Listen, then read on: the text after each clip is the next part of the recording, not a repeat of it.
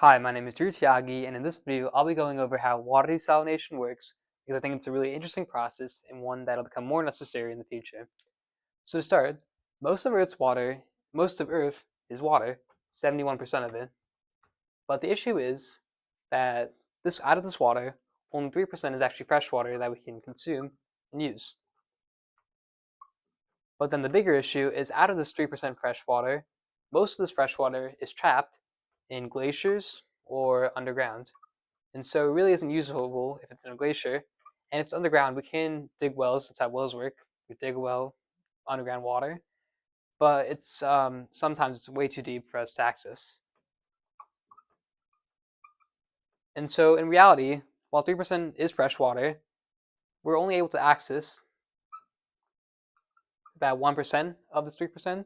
So really, we only have about 0.1% access to fresh water out of this total water supply. And so because of this, especially in coastal regions, you can imagine, like in the desert areas or near the coast, water can be hard to access because we don't really have these underground glaciers or these underground reservoirs or these glaciers.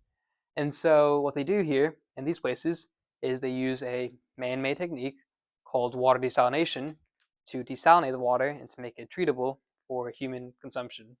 And so places like Dubai, San Diego, and other coastal cities use this technique. And it is expensive, which is why not everyone does it, but it is definitely a technique to make clean water.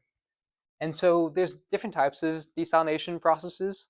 The main one is reverse osmosis. And so that's the one I'll be focusing on for today's video because, again, it's the main kind of desalination technique. But there are other techniques that I'll mention towards the end. Okay, so to start, how does reverse osmosis desalination work?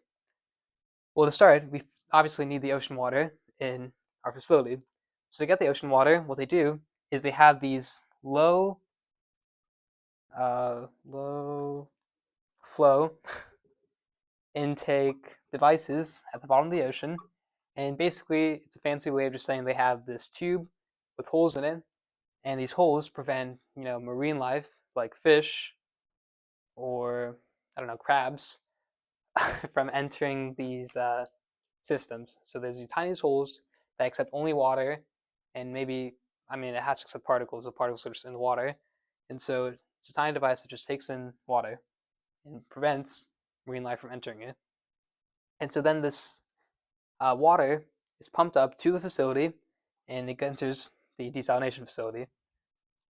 And so the first step in the desalination facility, before we get to reverse osmosis, so reverse osmosis is this section. Before we get there, the first thing we need to do is we need to pre-process the water and filter out all we can to make sure that we aren't damaging the very delicate osmosis system. So the first step in pre-processing it is we use a multimedia filter. And so with the multimedia filter, what we do is we have different medias or different materials in the filter. And so these materials are usually like anthracite or sand or garret and even gravel. And so what this does is by having these medias, the water will flow through and these large macroparticles are going to be caught in these medias. And so if you have layers of these materials, as water flows through, you can imagine like a strain. If you have this strain or these media and the water flows through, the bigger macroparticles molecules are going to be stuck in the strain and the water is going to come out from the bottom. And so this water comes out from the bottom and then it enters into our next filter. And so this filter is a cartridge filter. And so compared to a multimedia filter, which filters for medium to large particles, a cartridge filter is more of a polishing filtration device because it's really just trying to make the water as clean as possible before it enters this very delicate osmosis system. And so how it works is you have this cartridge, or multiple usually, inside your filter. And so water enters this tank, and then you have this fabric. And this fabric, it's not fabric, it's like a silk-like material And so this material, which the cartridge is made out of, the water is surrounding it, and so the water can go through the cartridge. But what happens is it's gonna, like, the cartridge, it's like thin, has these tiny little holes that prevent these molecules we don't want in the water to stay out of the water, and then the water to go into the cartridge and then go through the pipes. And so through the system, we're able to take out more fine and smaller materials out of the water, and we're able to more efficiently process it without using any energy, just so it's more clean before we enter our osmosis system. So again, once we filter out the medium, large, and fine molecules that we can enter into osmosis or reverse osmosis. So before I begin explaining the osmosis system, I want to first explain what osmosis is and how it works.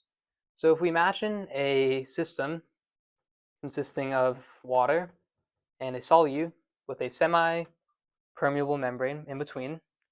Again, a semi-permeable membrane is kind of a fancy word of saying a separation device that separates two liquids usually, and this device, it only allows some types of molecules to go through.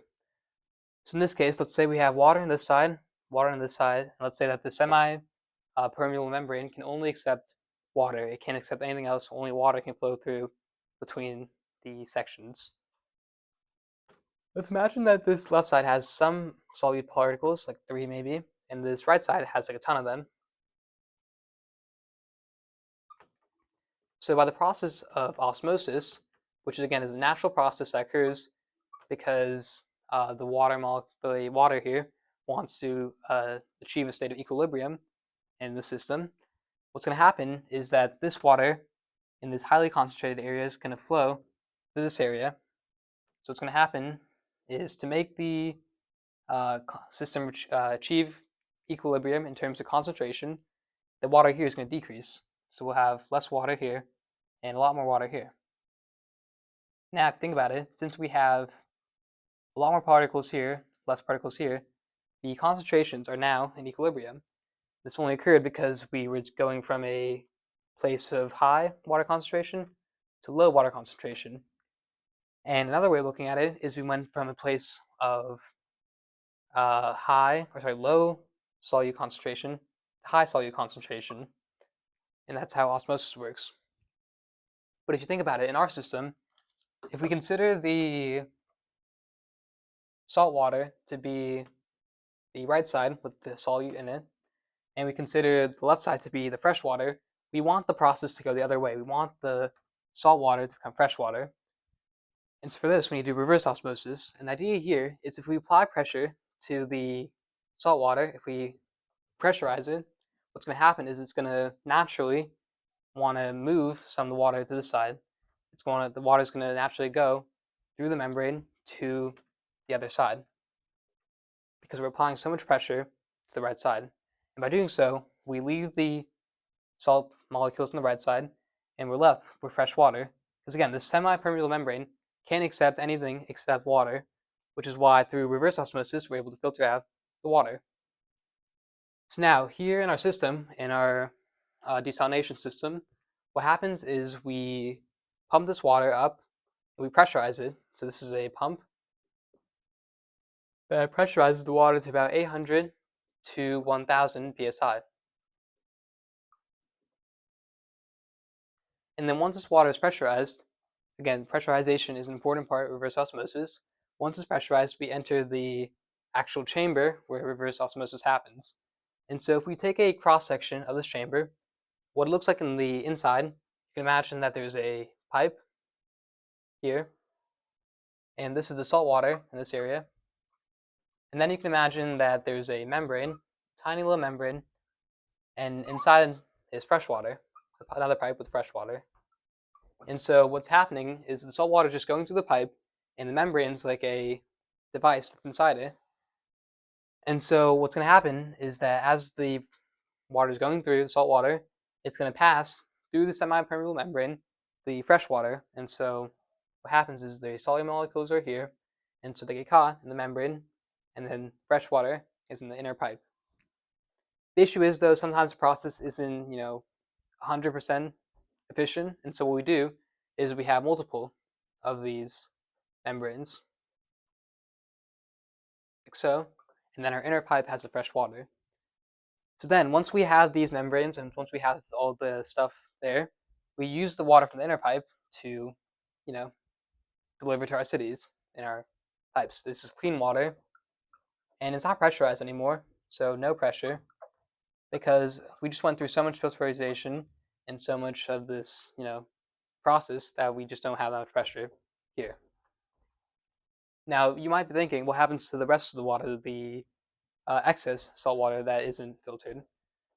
So what happens is we take another pipe, and here, this pressurized water is very much like still pressurized. So while the clean water is not really that pressurized, this water is definitely pressurized, and it's pressurized and has about 55% amount of the energy as originally given by the pump.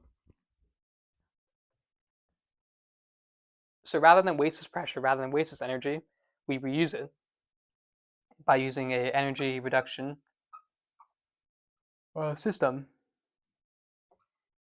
And so how an energy reduction system works is we can imagine that this is a high pressure water. Here, we remember that's our salt water, low pressure salt water. And so what happens is that the machine, the energy reduction machine, it uses the high pressure excess here, the low pressure salt water here. It performs an operation on them or with them, and it releases high pressure salt water here.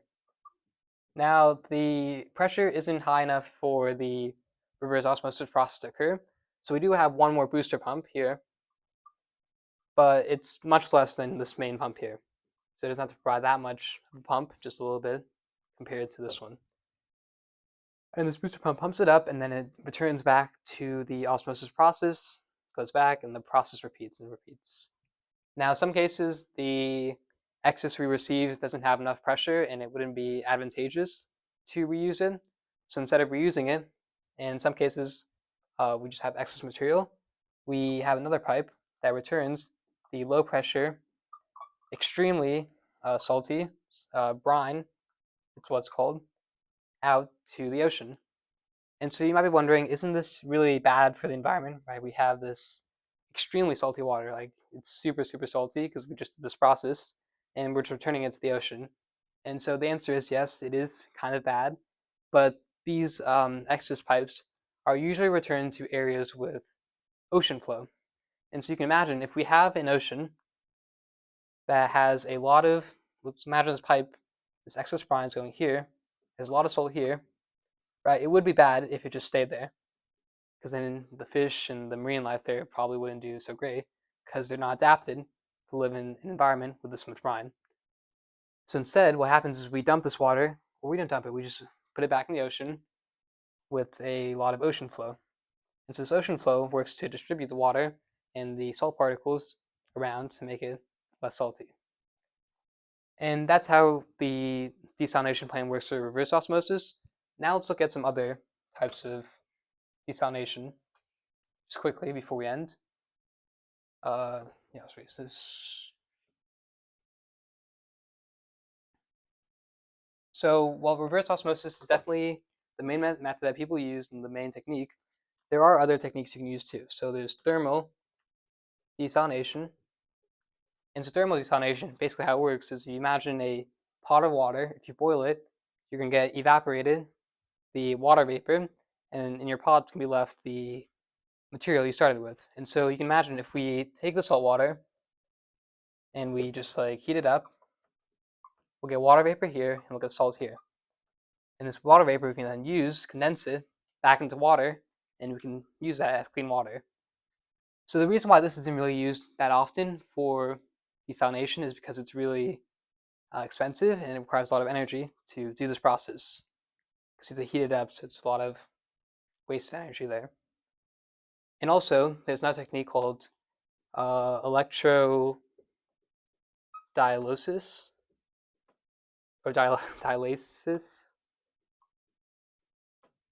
I think I butchered that spelling, but basically how this works is it uses an electric field in the water to pull salt ions out of a membrane, again, same membrane idea. So it pulls these salt ions out of there using this electric field. And this is more of a new method, which is why it's a little more expensive and still being researched. And yeah, that's how people desalinate water. Thank you guys all for watching, and I'll see you guys all tomorrow. Bye.